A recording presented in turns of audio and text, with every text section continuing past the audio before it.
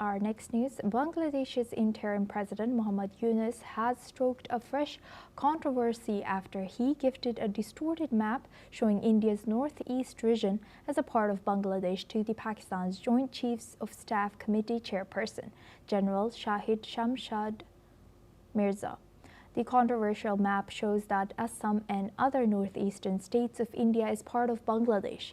The incident happened during the visit of Pakistan's General Shahid Shamshad Mirza to Dhaka over the weekend, where he met Yunus, aiming to better the ties between the two countries, which has been sour since the 1971 Liberation War.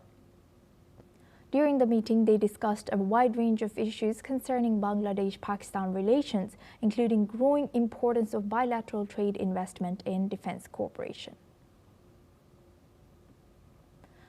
Now, for this discussion, we welcome retired Major General Sudhakarji. He's a senior geopolitical and strategic defense expert, joins us live from New Delhi. Thank you very much, Major General Sudhakarji, for joining us again. Good to see you. Major, thank you, Ashima. Good evening. Thank you. Good evening. Major General, now looking at this, why do you think Bangladesh is doing this or did this in particular to this map, which showed a different map from what India was expecting or India expects? And why do you think it's moving towards Pakistan? What's the strategy behind Bangladesh's move? Sumab, thank you, and must compliment you for an excellent question raised by you.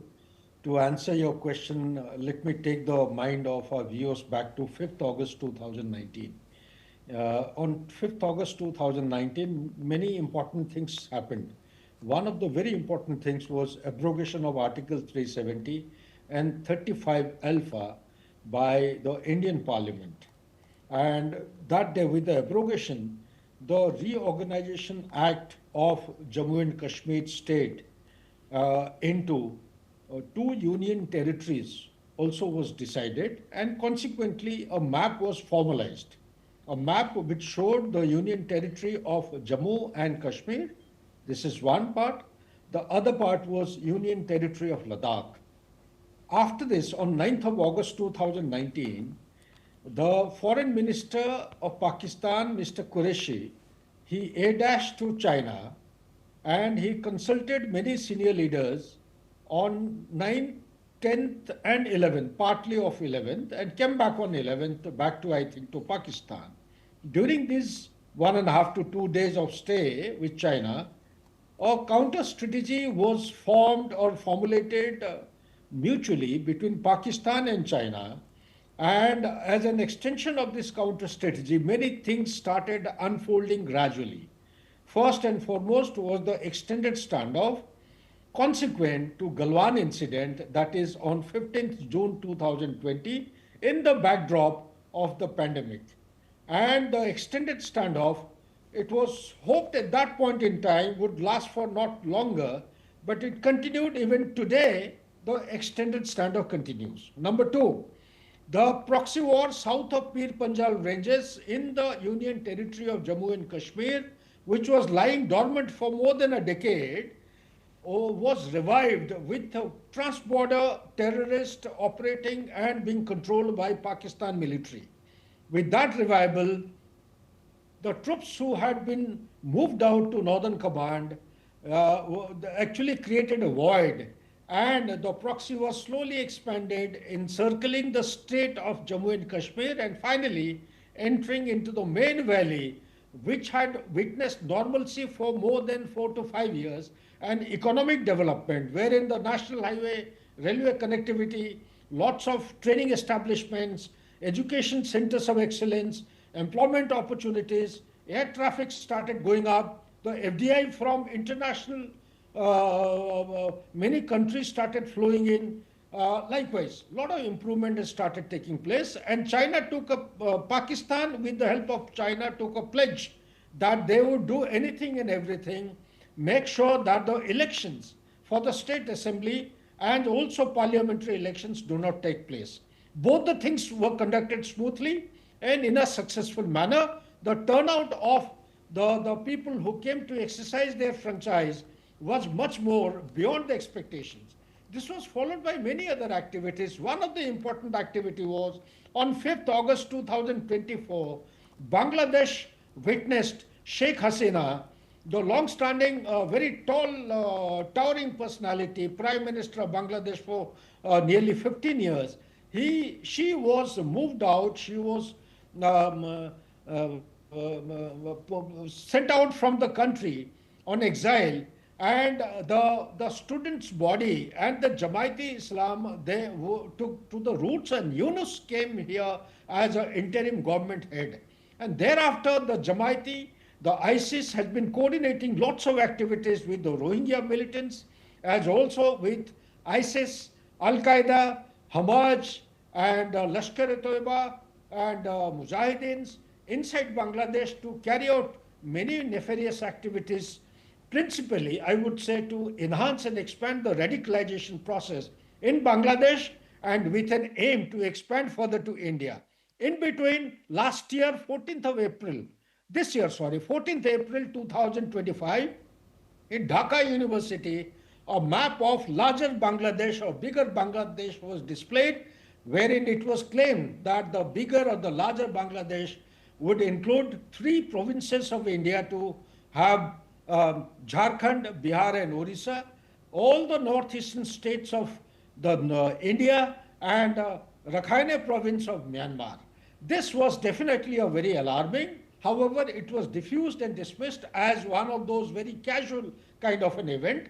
This is how actually it starts assuming and building up incrementally. So to me, if you ask me a question, that this is definitely very, very provocating, very serious thing, and Bangladesh has to be told in no uncertain terms by India, by at all levels and by all means, that they should refrain from indulging in such a provocative act, lest India will be left with no option but to take very serious action. Also, in the backdrop, on 19th of June 2025, in Kunming, in the sideline of a major event, the Minister of External Affairs, or the representative of the Foreign Relation Office of Bangladesh, Pakistan, under the leadership of China, had a meeting in the garb of economic collaboration.